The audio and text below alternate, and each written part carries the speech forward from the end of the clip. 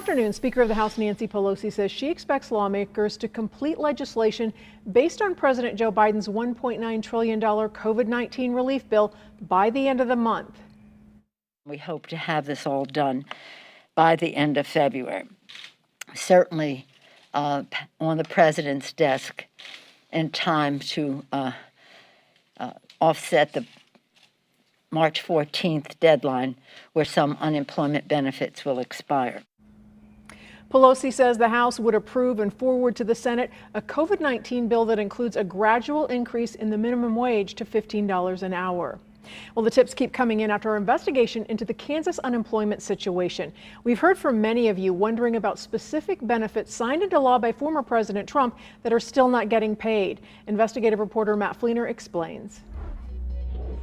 That program is an 11-week extension to unemployment benefits signed into law in December. But in Kansas, it could take 3 more weeks to pay. I tried to apply, and the website said there was an error. Chris Briggs from Southeast Kansas is stuck, like so many other Kansans, not knowing when she'll get paid for the Pandemic Emergency Unemployment Compensation, or PEUC program. It's been 3 weeks, and I have got no contact from them. A labor spokesman says the program is on schedule to pay out by the end of February, and there's no delay, saying they didn't get guidance from the U.S. Labor Department until they were well into January. People are worried since the program is set to expire March 14th. But the Labor Department writes once the program begins paying out a legitimate claimant can claim those weeks all the way back to December 27th. Meanwhile, Briggs is worried she can't wait much longer. Well, I'm making sure I pay all my bills, which is everybody's worry. This information is so desperately needed. We hear your questions. Keep them coming in. We're going to try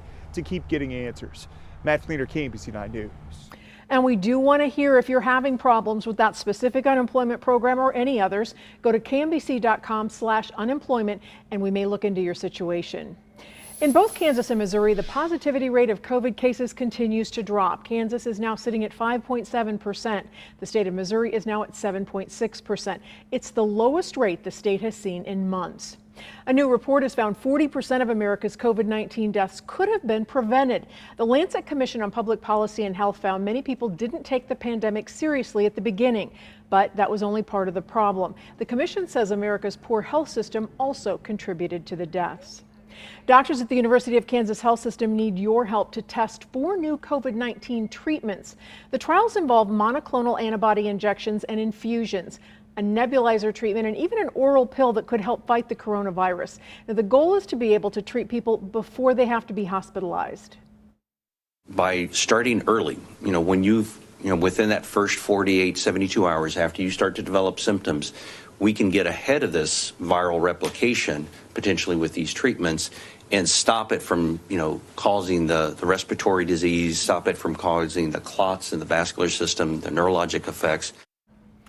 To qualify for those studies, you have to be 18 or older with an active COVID infection.